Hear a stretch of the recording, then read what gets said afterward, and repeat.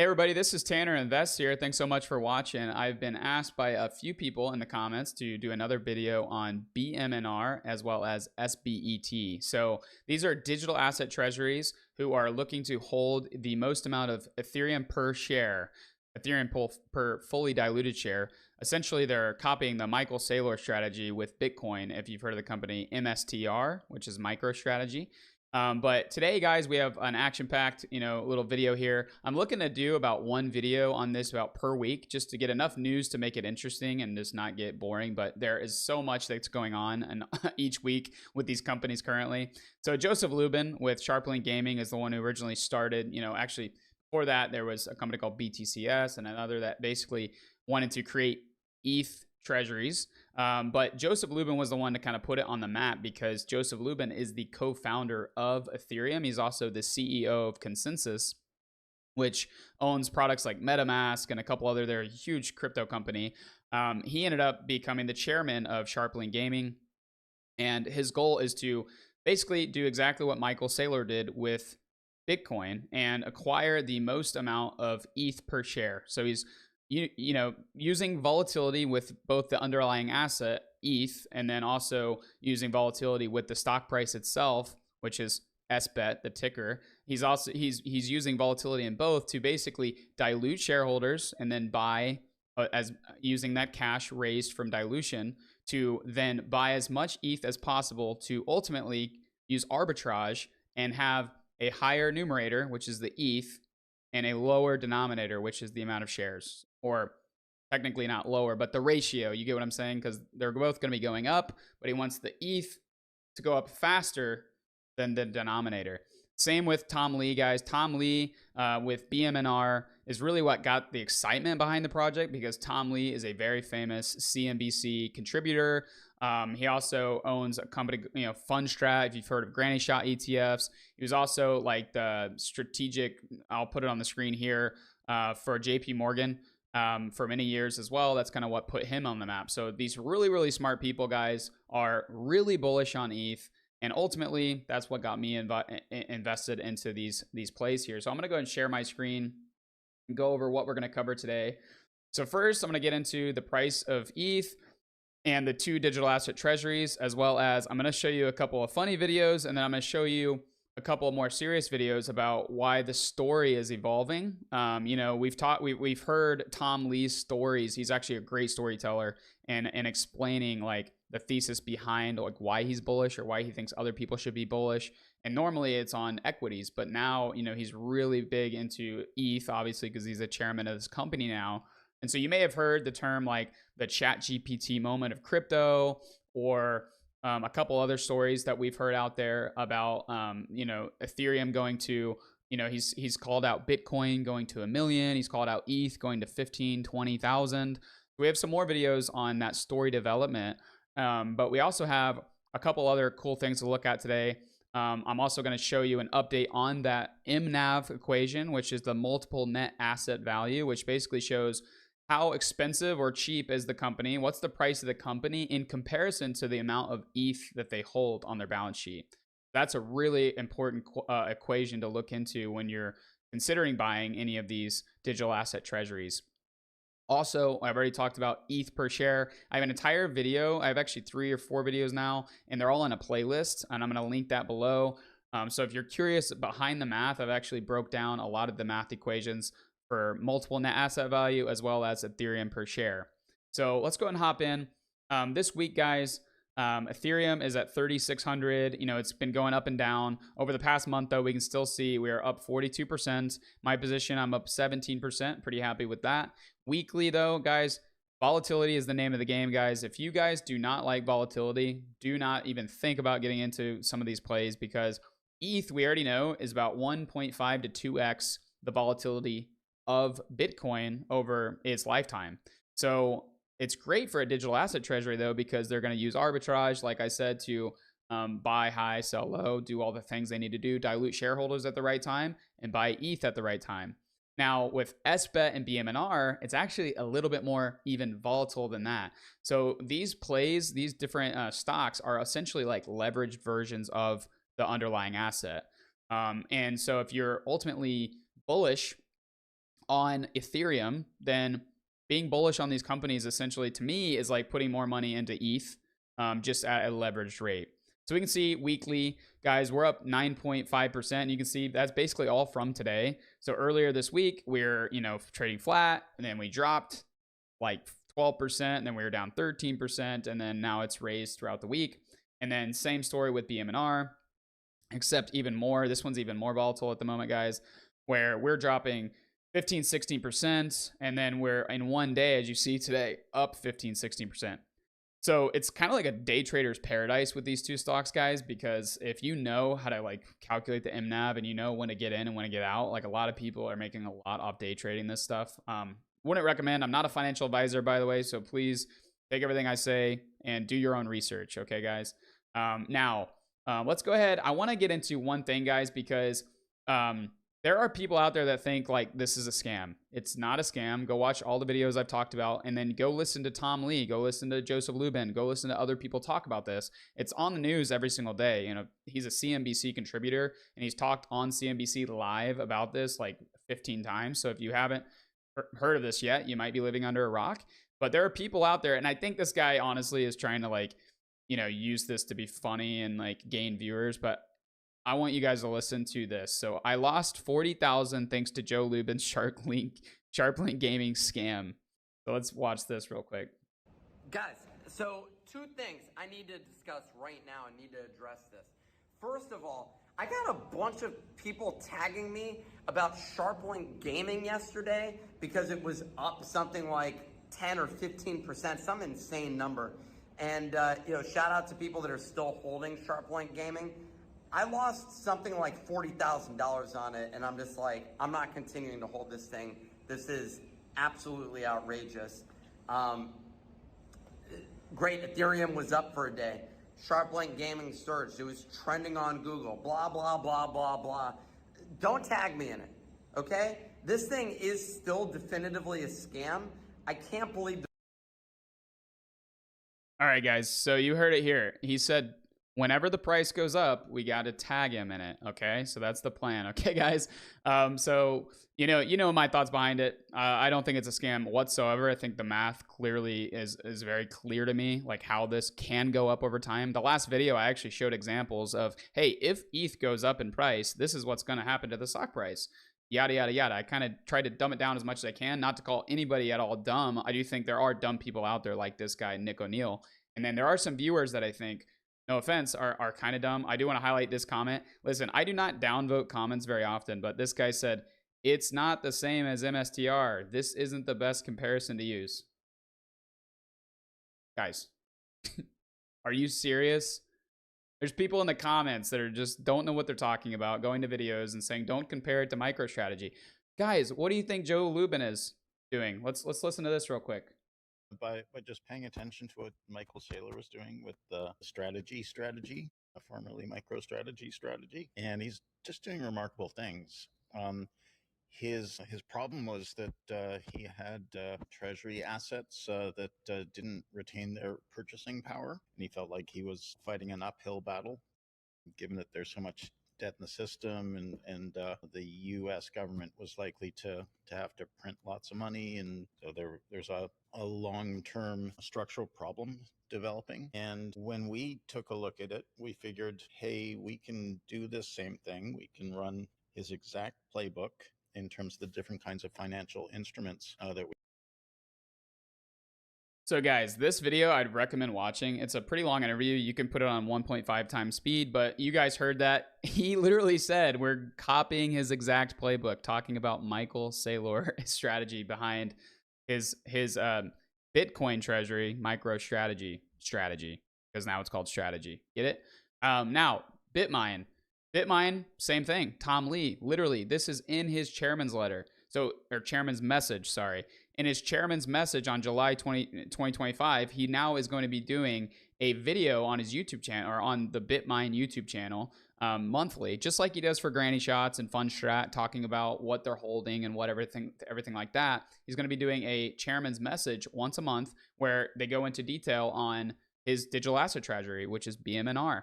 And in the first month, guys, he has a literal case here where he's talking about MicroStrategy created the roadmap, and then they compare the pricing, and then you can see here he literally shows strategy with their actual logo on it, and then shows the the, the amount of speed that BitMine is purchasing ETH in comparison to how strategy was comparing Bitcoin. So my point is, guys, don't read everything you listen to, or don't listen to everything you read, and don't listen to every video or complaint you hear about fear, uncertainty, and doubt, otherwise known as FUD, out in the market, because a lot of these people have no effing idea what they're talking about. Excuse my language. But yeah, guys, so I'm trying to like educate as much as I can in the community. And I did want to bring up this. So this is the next like little math equation I just want to run through you guys so we can understand, because I think now that, you know, basically the way Tom Lee, in my opinion, works is that he has a story about something and he's like explaining to the masses of like why to be bullish on something.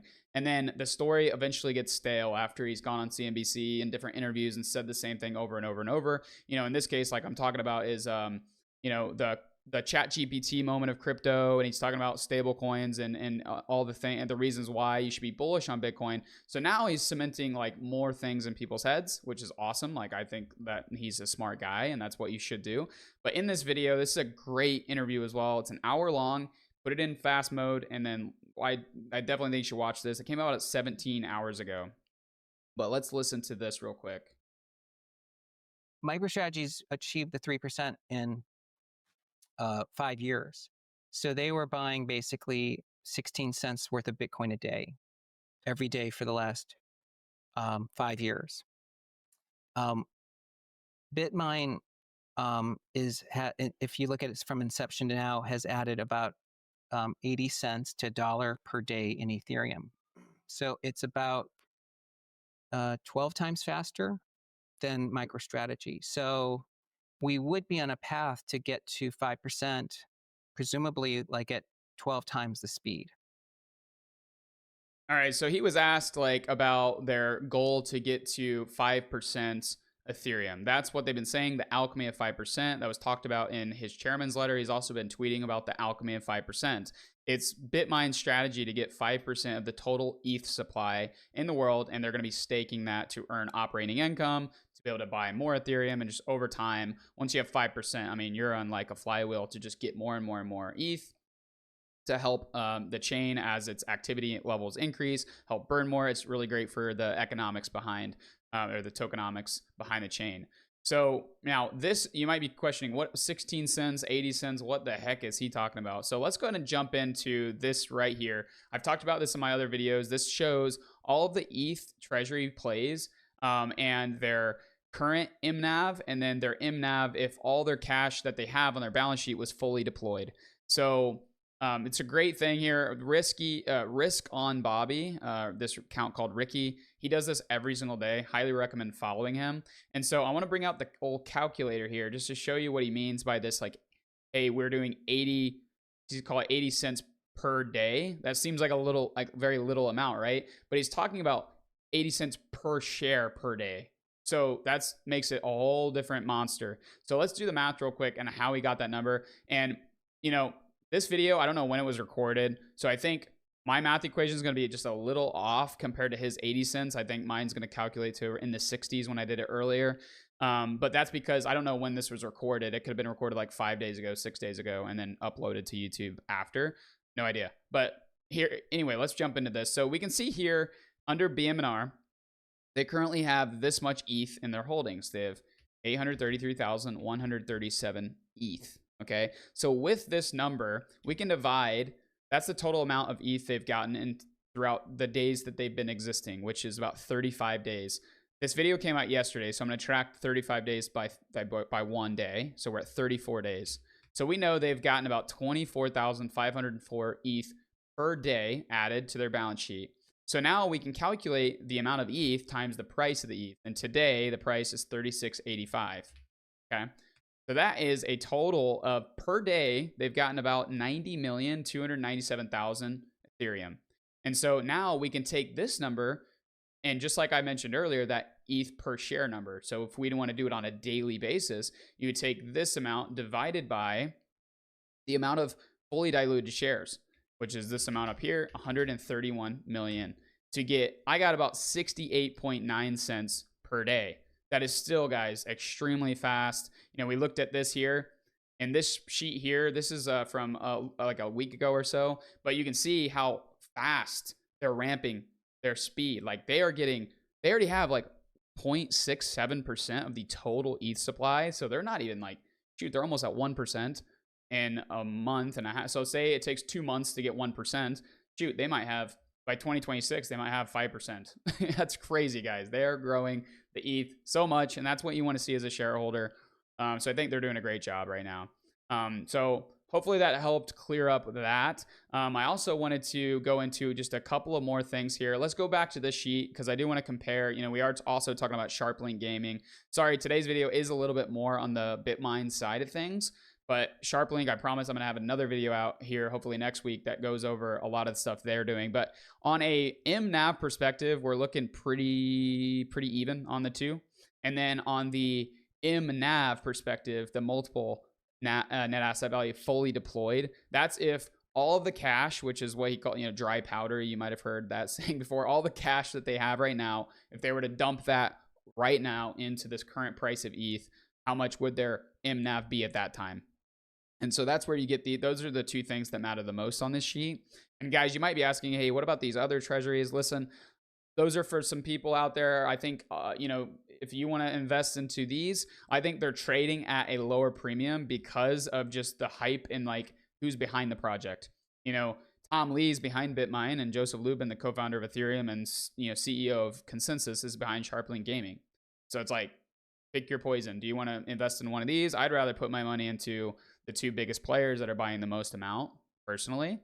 But you can, you know, to each their own. I'm not a financial advisor, by the way. Anything I say in this video, please do your own research. I would really appreciate that.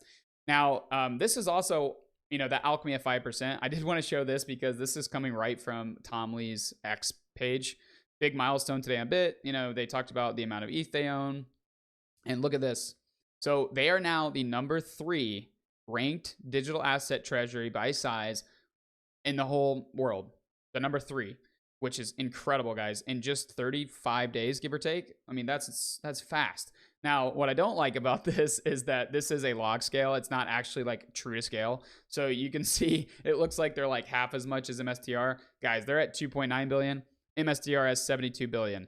So if this were like actually showing, I actually almost went into Figma earlier. You guys probably know I have a Figma video where I've twice now done presentations only using Figma software.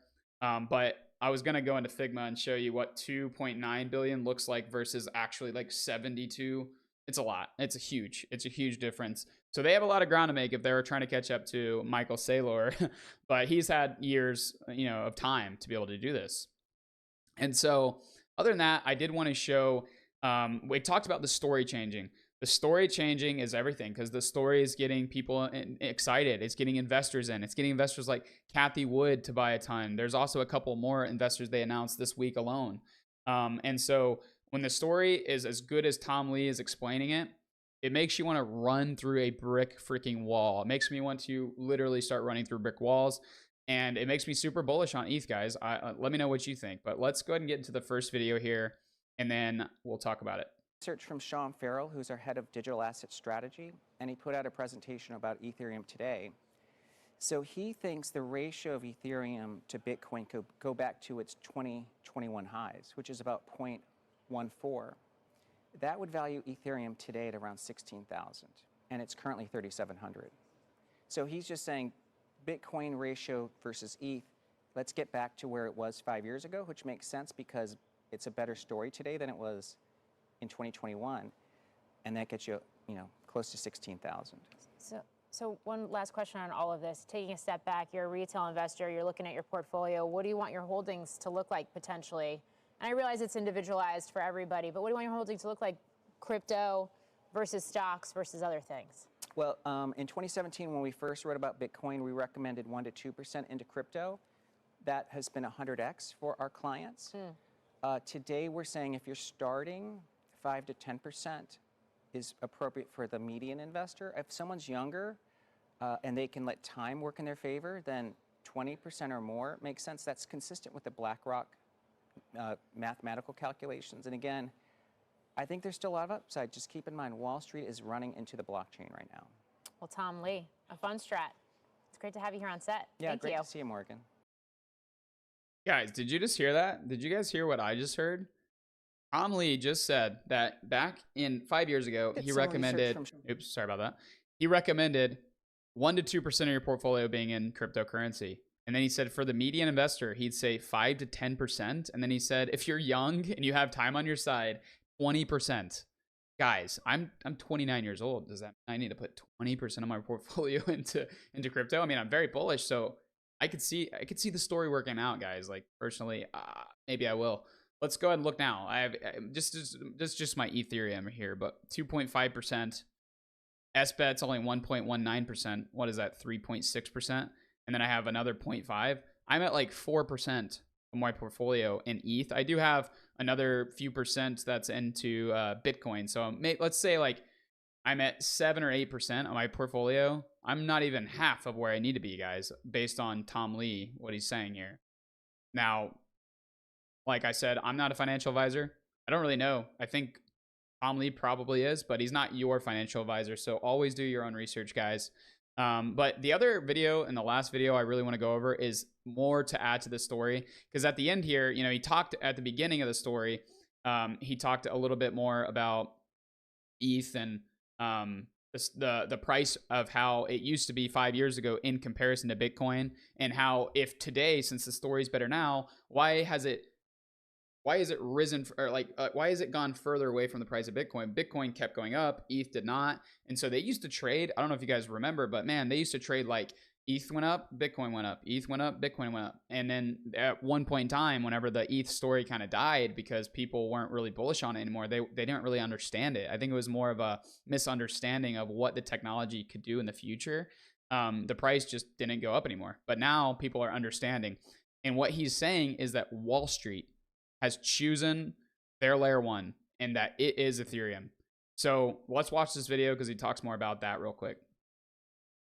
Yeah.